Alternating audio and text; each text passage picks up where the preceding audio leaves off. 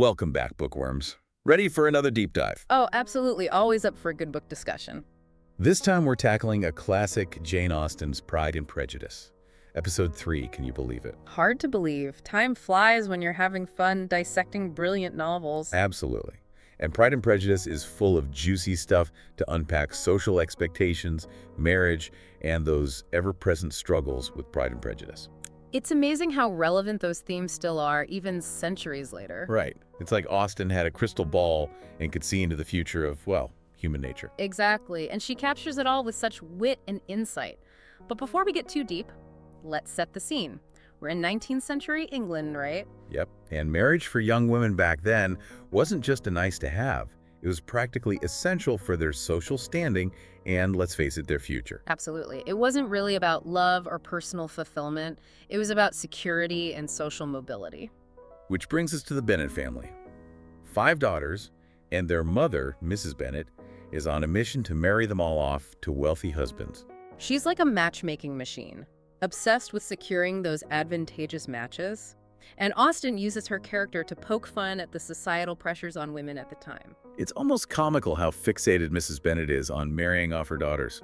I could practically see her with a giant spreadsheet, ranking potential suitors. Oh, totally. And then we have Mr. Bennet, the sarcastic, detached father, who seems more amused by the whole situation than anything else. He's such a contrast to Mrs. Bennet. I love his dry wit and how he observes everything from a distance. He adds that layer of social commentary to the story, doesn't he? Like he's watching the absurdity of it all unfold. He's definitely the voice of reason, even if it's a slightly cynical one.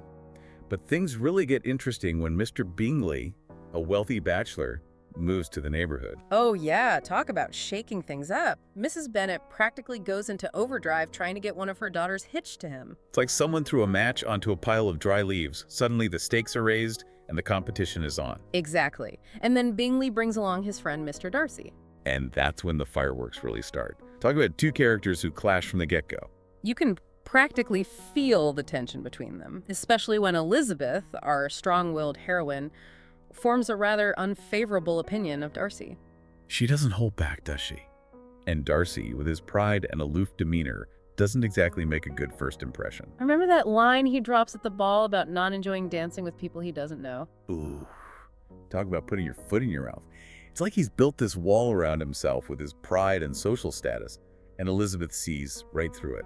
Austen is brilliant at using dialogue to reveal so much about her characters, just a few lines, and we instantly understand their personalities and motivations. It's those initial judgments, those first impressions based on Pride and Prejudice, that set off a whole chain of misunderstandings and mishaps. Precisely.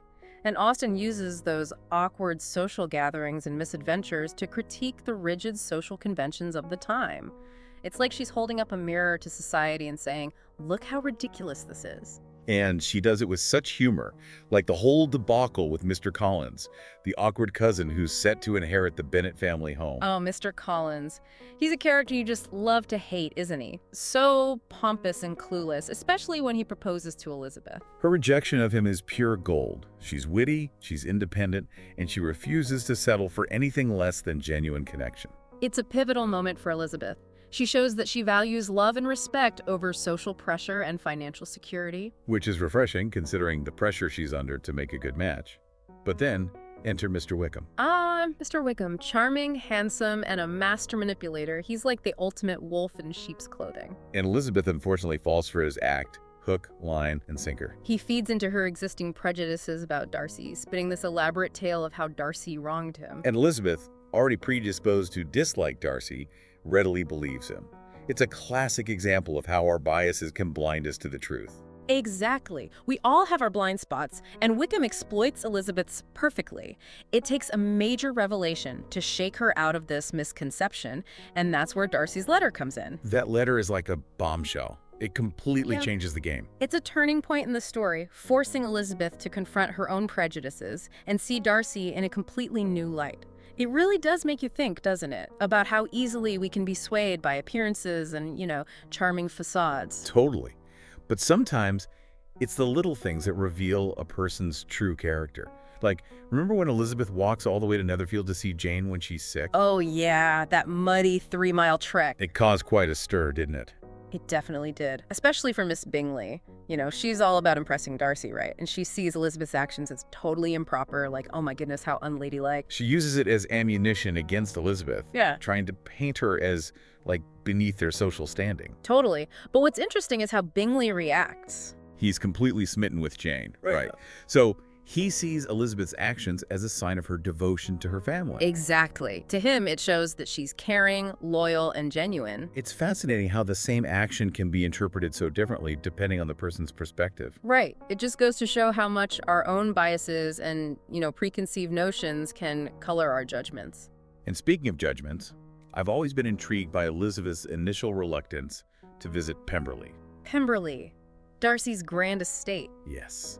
It's almost like she's afraid to be impressed by it. I see what you mean. Like, if she acknowledges its beauty and grandeur, it might challenge her negative opinion of Darcy. Exactly. Plus, her aunt is practically giddy at the thought of visiting this magnificent place. It's like Elizabeth is trying to resist the allure of wealth and status. Maybe even trying to prove a point to herself about her own values. Right, but then fate intervenes. And who should they bump into at Pemberley? Mr. Darcy himself.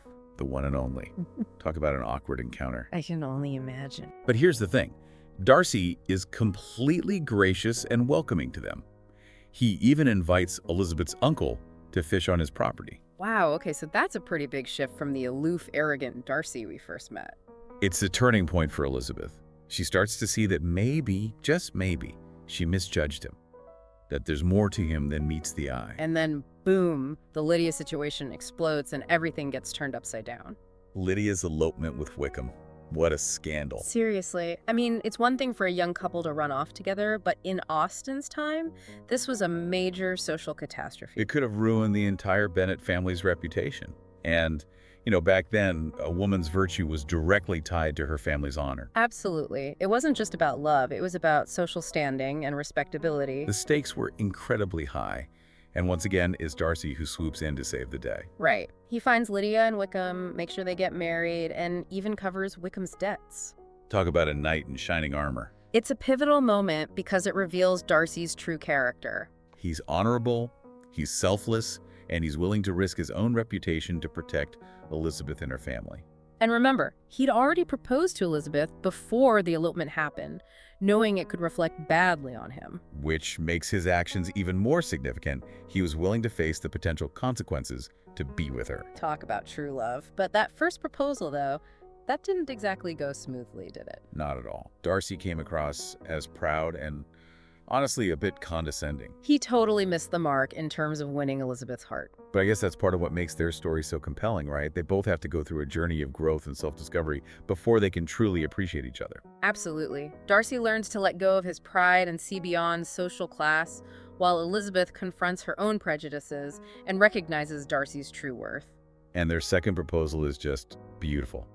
It's filled with genuine emotion and a deep understanding of each other. It's a testament to the power of communication and, the courage to let go of preconceived notions. It's a happy ending we can all root for.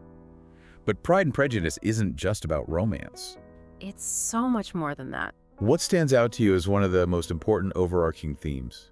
Well, I think Austen is really using these interconnected marriage plots to offer a critique of the social fabric of her time. I see that. Like she exposes the limitations placed on women, the obsession with wealth and social standing, and how easily people judge by appearances. Exactly. And, these are themes that still resonate with readers centuries later. Because they're universal truths about human nature. We all make snap judgments.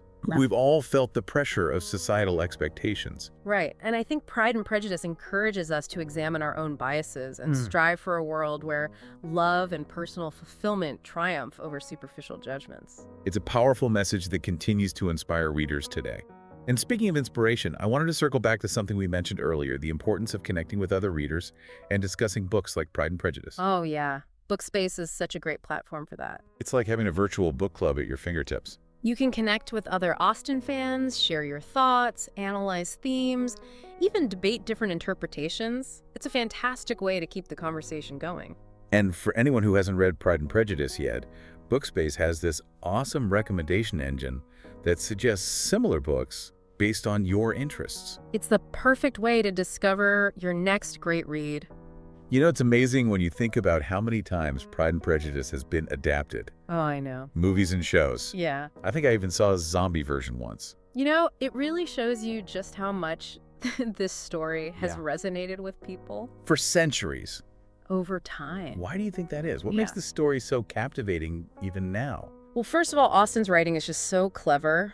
She's Mhm. got this incredible wit and insight into human nature. Yeah. The way she captures relationships and social dynamics, it's just so timeless. And the themes, too. Oh, absolutely. Love, class, social mobility. Yeah, they're still so relevant today. Definitely. And let's not forget about the characters. Oh, the characters. Elizabeth Bennet. Enough for sure. She's such a strong and independent woman. I love her. So witty, and she doesn't care about convention. She follows her own heart. Exactly. Such a great character. And Mr. Darcy. Oh, Mr. Darcy. So broody and mysterious. Yes. At first, he seems so arrogant, Right. but then you start to see the layers, Totally. and he totally transforms. He does. It makes you think about how first impressions can be so deceiving. So true. Right. Their love story is just one part of it, though. Yeah. Austen also brings up these bigger questions about social class and economic inequality. Do you think those themes are still relevant today? I mean, Absolutely. it's a different world now, right? It is a different world, but those issues haven't gone away. Yeah. We still see inequality and the influence of wealth and status. That's true. All around us. I guess what Pride and Prejudice reminds us, Yeah. that even though it was written centuries ago, human nature hasn't really changed that much. Yeah. We still deal with the same social dynamics, Yeah. the same prejudices, and the same desires. Definitely. It's like Austen gives us this framework for understanding, not just the past, but also our own lives today. It's pretty incredible. So, as we wrap up our deep dive into Pride and Prejudice, what's one key takeaway you hope our listeners will ponder? I think it's that we all have biases, Yeah. whether we realize it or not. We do. And it takes real effort Uh-huh. to challenge those biases Yep. and to see people for who they truly are. So well said. Thank you. It's been such a pleasure exploring this book with you. Oh, the pleasure was all mine. And to all our listeners out there, Yes. if you haven't already, Know what to do. head over to Bookspace. You can connect with other Austen fans. Talk about the book. Maybe even find your next favorite read. Exactly. Until next time, Okay. happy reading, everyone.